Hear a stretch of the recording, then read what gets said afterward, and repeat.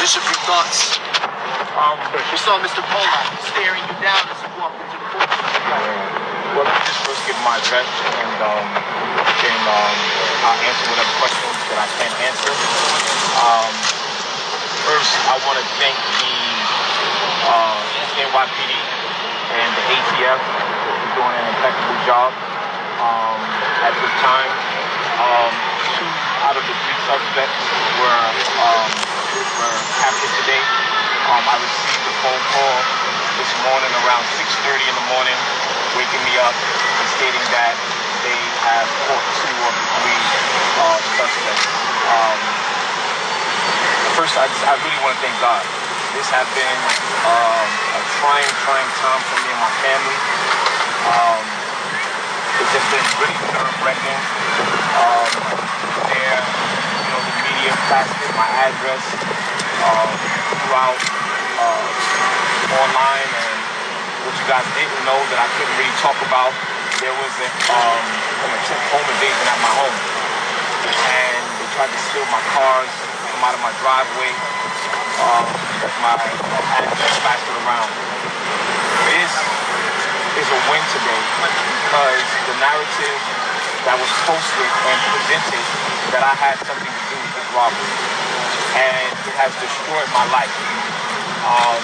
This was turned around from me being a victim to a villain, and today, God gave me and my family the victory, and they were able to catch these 2 young men, and there's another one at large, and I'm hoping that they cooperate with the federal prosecutors. This is a federal case, and I'm hoping that they cooperate with the federal prosecutors. I'm hoping that they get that we get justice. One of the young men was released on bail, and I respect whatever the prosecutor and the judge and whoever was a part of that deal, and I trust in this justice system. But, however, my family and my church have been very traumatized, and they have changed me to look like a person on the street instead of a man of the cloth and clergy. Not only am I a bishop, but I also have my PhD in theology and business. So I am also a doctor. I'm a smart, well-rounded young black man. And to be looked at as a villain instead of a victim really traumatized my family and really traumatized my church.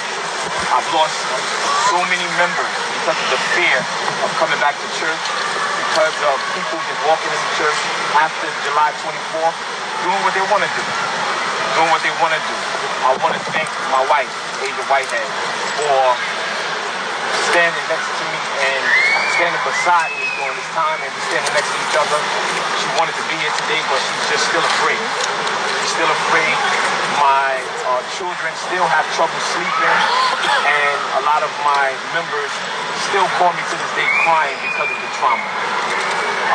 I'm hoping that this clears a lot of things up with my name, as far as, the world believing that I'm a villain instead of a victim, and it hurts. I thank God for my attorney who walked with me every step of the way, Don Florio, and my civil attorney who could not be here today because of what happened. It was too fast.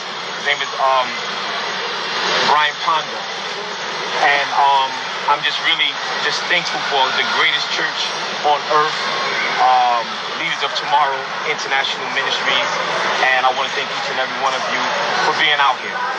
So I'll take questions now. Bishop, how does this clear your name? Mr. Pollack. Say that one more time. Your thoughts on Mr. Pollack staring you down as you walk into that court? Well, I'm glad you were there, and I'm glad you were able to see the villain that he is, right? And I'm glad you were there to see the hate and to see the viciousness that he had in his eyes for me, and how he stared me down to try to intimidate me. But I'm not going to be intimidated. And I'm glad you were there to see that I'm a victim. And once again, he tried to intimidate me, a preacher, a young man that was illegally convicted, a young man whose father was beat and strangled to death by 16 police officers because of the color of his skin, Arthur Miller, in 1978. A young man that had to grow up without a father. And I'm glad you were there. I'm glad Pix 11 was there to witness, because you guys might not have believed me. You haven't believed me with anything else. So I thank you, sir, for being there and seeing the intimidation. And I forgive him. I forgive him. The Bible says in Matthew 6:14-15, it says, if God forgives us our trespasses, then we have to forgive others their trespasses. And I forgive them. And I thank God for allowing me and my family to be here and not be dead on July 24th. How does this clear your name? You said this clears your name. How does it clear your name? Because the tabloids and everybody has been talking about the narrative of the bling bling bishop and the bling bling pastor, and he had to have something to do with it. Why is it taking so long for him to be, for the criminals to be caught? Well, the reason why it was taking long, because it changed from a state to a federal case, and they were doing what they had to do. I'm not a police officer, nor am I a federal agent, but I cooperated with the agents every time they called me, and they will tell you that. Every time they called me, any pictures and anything that they needed, they were able to get it from me without any delay at all. So the media and social medias and the bloggers and the bloggers have changed me to a villain instead of a victim. So that's what I'm talking about. My career in real estate has tumbled because of the tabloids speaking to the sense of me being the villain and me having something to do with it. And nobody wanted to do anything with me. None of the politicians called me to check on me anymore. Nobody called me anymore. So it was just me and my family and my church family. So that's what cleared me. The chief of detectives said today, basically, that the reason this happened, or what their motive, is that these men saw you flashy. They knew where your church was. So, I mean, you spoke to that, but what do you make of it? Well, that was an assumption. I watched it, and it was an assumption, and it's still further investigation. So, he's assuming there's a lot of different things that's up in the air. There's a lot of things that's in the air. It's a heavy investigation where there's tons of different units that's a part of this investigation. So, I think that I should be able to wear what I want to wear. I think I should be able to dress the way I want to dress. When you look at the Pope, his robes are nearly $50,000, but there is no talk about that at all, But me as an African-American young man, I'm ridiculed. I'm called different names. So I believe that was just an assumption and their opinion at now. Did you know the suspects? I can't hear you, I'm sorry. What have the two past months been like for your wife and this person that you've been with? Hell. It's been hell. My family just came back home. I've been paying for them to stay in a hotel. My daughter, my kids still can't sleep at all. They can't sleep. The trauma, I've never understood the trauma of this type of robbery. You watch these things on TV, but until you actually are a part of it, you never understand. This is trauma. I'm talking about my members call me crying. If not every day, every other day. My daughter crying and scared. Every slam of a car door. She turns around, she's startled. So this has been hell. And then to not be believed. To not be believed and to be ridiculed on the way I dress. And, it's just, I thought I was a victim. But I just turned into a villain. And it's hell, to answer your question. Sir, have you ever Did you in any way before the robbery know these two men?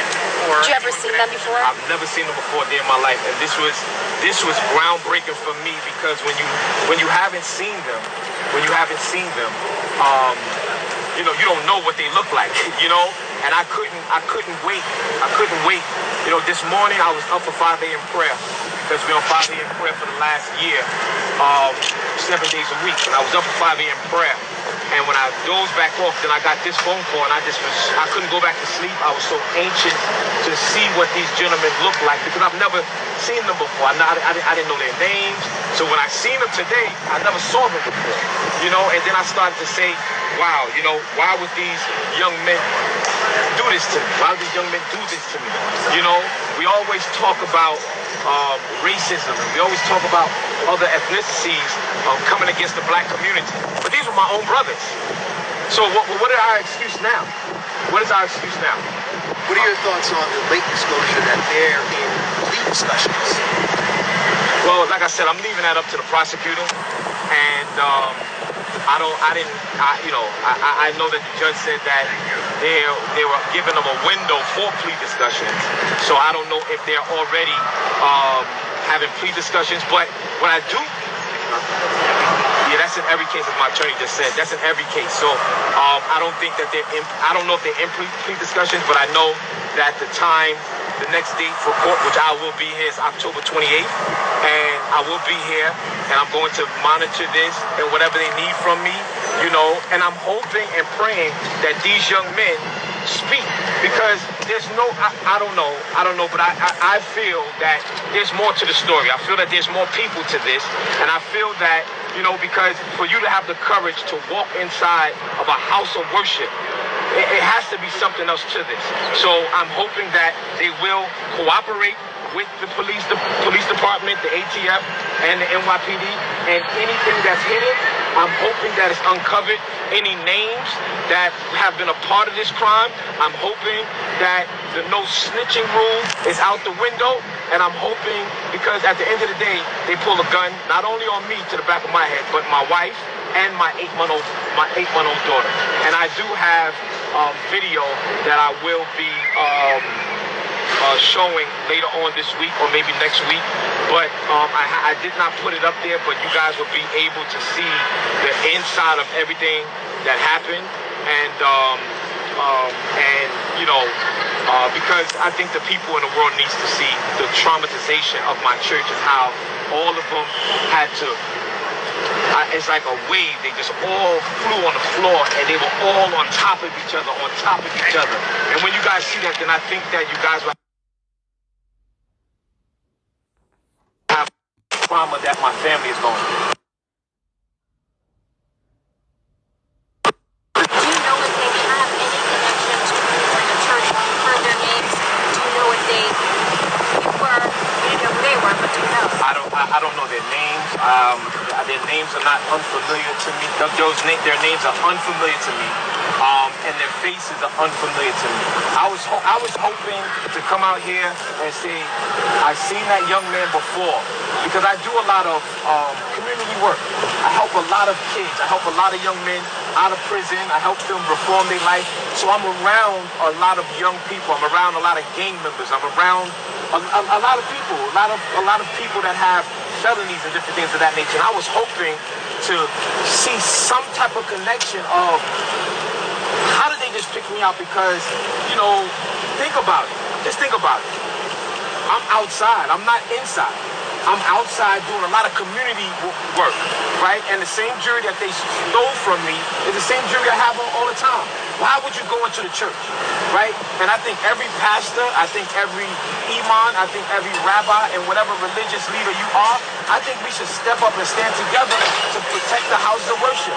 Because this could have happened anywhere, right? It's not like I didn't have my jury on when I'm outside. Why would you come into the church? Why would you come into the church and do what you've done? Because you know we don't have any weapons?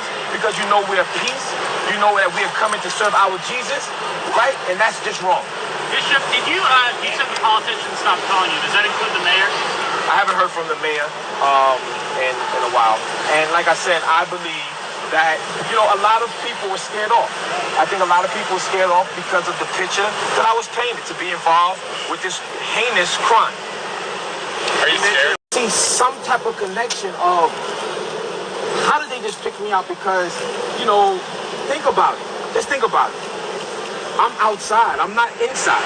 I'm outside doing a lot of community work, right? And the same jury that they stole from me is the same jury I have all the time. Why would you go into the church, right? And I think every pastor, I think every imam, I think every rabbi and whatever religious leader you are, I think we should step up and stand together to protect the houses of worship. Because this could have happened anywhere, right? It's not like I didn't have my jury on when I'm outside. Why would you come into the church? Why would you come into the church and do what you've done? Because you know we don't have any weapons? Because you know we're peace? You know that we have come in to serve our Jesus? Right? And that's just wrong. Bishop, did you said the politicians stopped calling you. Does that include the mayor? I haven't heard from the mayor in a while. And like I said, I believe that, a lot of people were scared off. I think a lot of people were scared off because of the picture that I was painted to be involved with this heinous crime. Are you scared you'll be targeted again? Am I scared? No, I'm not scared. Am I going to be targeted again? I don't know, but I'm not scared. Have you increased security at your church? Much expensive. Have you increased security at your church? Yes. How was that lady able to get in and, Well, she was. She came up and she said what she said in front of me.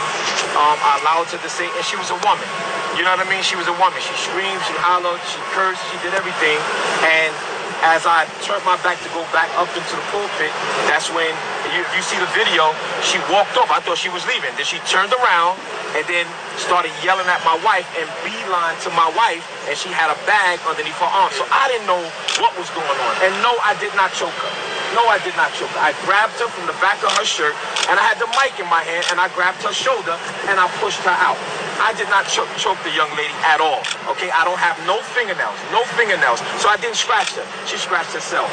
And if you look at all of the video that I've been, that the media has been posting, when she went downstairs, she started to say, "I'm going viral, I'm going viral, I'm going viral." It was all a setup for bloggers and to desensitize my holiness and desensitize me as a man. My mom raised me by herself. I am pro-woman. My grandmother's my best friend. She's 107 years old. She'll be 108 in May, right? So I don't harm women. I'm not abusive, and all I want to do is protect my. The last time somebody went towards my wife and my daughter, they had a gun in their hand and a gun in my 8-month-old baby's face. What am I supposed to do when this young lady has something under her arm? Are you going to wear less bling? Say it again. What are you doing differently now? As far as what? How are your services, security, anything? What has changed? Well, what has changed, I've chose for the next few weeks to do everything online. Just to give the confidence back to my church and to calm things down, do everything virtual for now until further notice. Security is up. And I'm just repositioning leaders. A lot of my leaders resigned because of fear, because of their family being afraid that this is supposed to be a house of worship, not a club, or a house of worship and not somewhere where you have to, as soon as the door opens, everybody's turning around. It's nuts. As soon as you hit the door or somebody speaks, my whole church turn around. So I wanted to settle down and just go online for a few weeks until further notice. Are you going to wear less bling so you're less of a target? Well, I will wear what I've been blessed with by God when I feel like it. That's it. I don't, everyone says that I was targeted.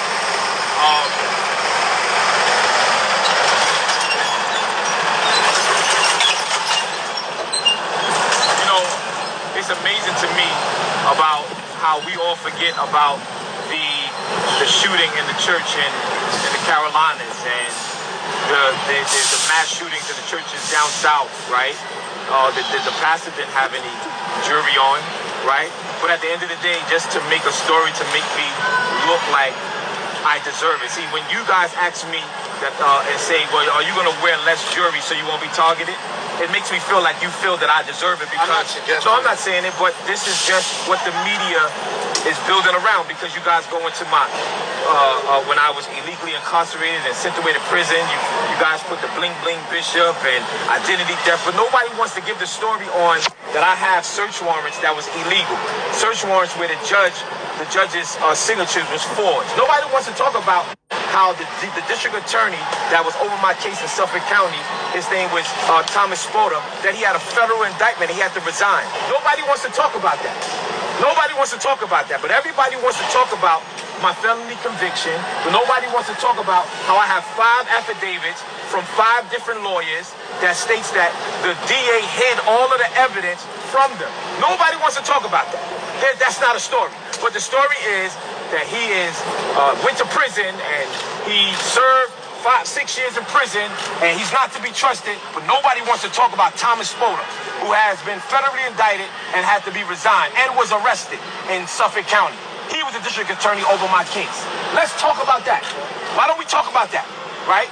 But the New York Times, identity theft, Bishop, this, Daily News, same thing, right? But nobody wants to talk about that, the good things. Let's talk about why none of you guys were there when I gave $25,000 back to school for at Cookie's department store. Where were you guys at then? We sent out the press release. Nobody was there, right? But as soon as something that you guys feel that's going to give you guys some type of traction, and you guys don't know how it hurts my family, right? Let's do a story on that. Do you think you were targeted? As far what do you mean targeted as far as what? Because they knew that you wear expensive items? I don't know. I don't know if I was targeted. I don't know. Obviously, they had to do their homework on me if they came in like that to rob a church, right? To rob a church, they had to do something, and they had to be brave. What kind of watch are you wearing now? It doesn't matter. There you go again. You see, you sit here talking about what type of watch am I wearing, but you haven't yet asked me how's my wife doing. This is my point. This is my point. You never asked me how's my daughter doing. You want to sit here and talk about a watch, right? You didn't ask me how's my mom doing, that she cries every time I speak to her. You didn't ask me how my family doing. You talking about a watch. Who cares about a watch? I care about my family, right? And you guys are not going to keep with the narrative of material things, okay? I am a person. I am a human being, okay? All right? Let's talk about that. What happened with the home invasion? You mentioned it was a home invasion. It was under investigation. It was an attempt home invasion. When did this happen? This happened about 3 weeks ago. In What's a New Jersey? Yes. What's a tip? Well, they tried to get in the house, and they didn't know that I had security there. And once they found out, they ran. Anything that's connected to this robbery? I don't know. You said about 3 weeks ago? Yes. Being investigated by. The police. Thank you. Are there any other questions? Thank you. Appreciate All right. it. Thank you. So, you can do this. You can just turn to me. Thank you guys for watching. I appreciate you guys, and thank you for all the prayers, all the love, and all the support. God bless you guys, and I'll see y'all later.